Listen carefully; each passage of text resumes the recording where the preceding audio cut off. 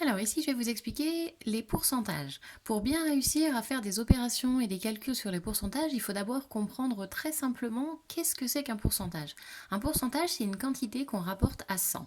Par exemple, 80%, ça signifie 80 pour 100.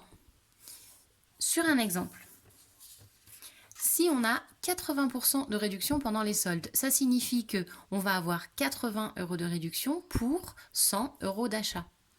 Donc, si on achète 100 €, on a 80 € de réduction. 80 pour 100. On se rapporte à une quantité sur 100. Deuxième exemple.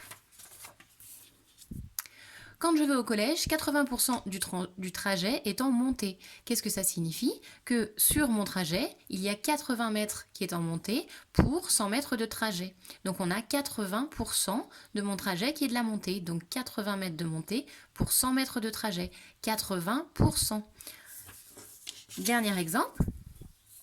80% des élèves aiment les maths. Ça signifie qu'on a 80 élèves qui aiment les maths pour 100 élèves qui sont interrogés. 80%. On pourrait dire 80 élèves sur les 100. Sur 100 élèves d'une classe, sur 100 élèves d'un niveau.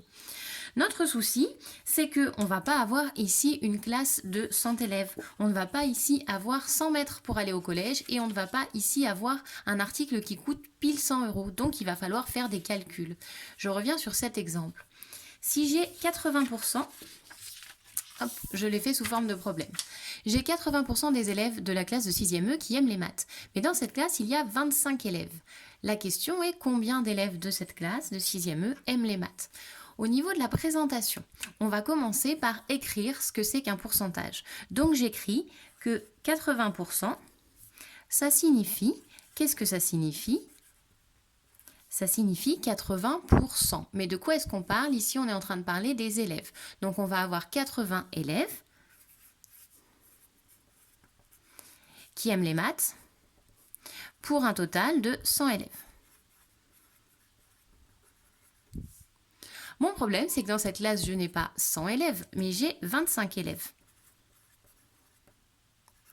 Et je vais me poser la question, combien est-ce que j'ai d'élèves qui aiment les maths? Combien est-ce que j'ai d'élèves qui aiment les maths dans ma classe de 25 élèves? C'est ça la question que je me pose. Ici, je vais utiliser les techniques de proportionnalité. Le nombre d'élèves ici, pour passer de 100 à 25, a été divisé par 4. Donc, le nombre d'élèves qui aiment les maths va également être divisé par 4. 80 divisé par 4, ça fait 20. Donc, dans cette classe, 20 élèves aiment les maths.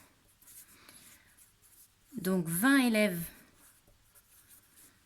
de 6e E aiment les maths. On a réussi à, c'est ce qu'on appelle appliquer un pourcentage. On a écrit, qu'est-ce que ça veut dire ce pourcentage? On a exprimé notre pourcentage en 80% et ensuite on veut le rapporter à notre quantité qui n'était pas du tout de 100 élèves mais de 25 élèves. Donc on fait un petit calcul de proportionnalité. Puisqu'on a le nombre d'élèves qui a été divisé par 4, le nombre d'élèves qui aiment les maths va également être divisé par 4 puisque c'est proportionnel. Ici on arrive à 20 et on peut faire notre phrase réponse. On a terminé. Alors, on va avoir également des pourcentages particuliers. Les pourcentages particuliers qui vont être plus faciles à calculer où on n'aura pas besoin de faire autant que ce que je vous ai montré avant. Par exemple, 50%, 50% c'est la moitié. D'accord? Donc si je vous donne un exemple, si on a 50% de 24 élèves, si on a une deuxième classe dans laquelle il y avait 24 élèves, et 50% de 24, c'est la moitié de 24. On va donc avoir ici 12 élèves. D'accord? 50%, c'est la moitié. Mais la moitié de quoi? La moitié de notre quantité. D'accord? Puisque 50 pour 100, le 50 est la moitié de la quantité qui est là. Donc si ici on a 24 élèves, on va prendre la moitié de la quantité. Je continue. 10%, 10% c'est 1/10. Ça veut dire que notre quantité, on va la diviser par 10. On va prendre ce nombre-là et on va diviser par 10. 25%, 25% c'est 1/4. Donc on va prendre notre quantité, on va simplement la diviser par 4, sans autre calcul. 75%, 75% c'est 3 quarts. Donc on va prendre notre quantité, on va la partager en 4. Et ensuite on va multiplier par 3 pour avoir 3 quarts. Donc on n'a pas besoin ici d'utiliser vraiment les pourcentages avec les techniques que je vous ai montrées précédemment. On va utiliser cette partie-là. Ici, on divise la quantité par 2. Ici, on a 1/10, donc on va diviser la quantité par 10. Là, on va la diviser simplement par 4, puisque 25% c'est un quart. Et ici, après avoir divisé par 4, on va remultiplier par 3 pour avoir les 3 quarts, 75%. Voilà.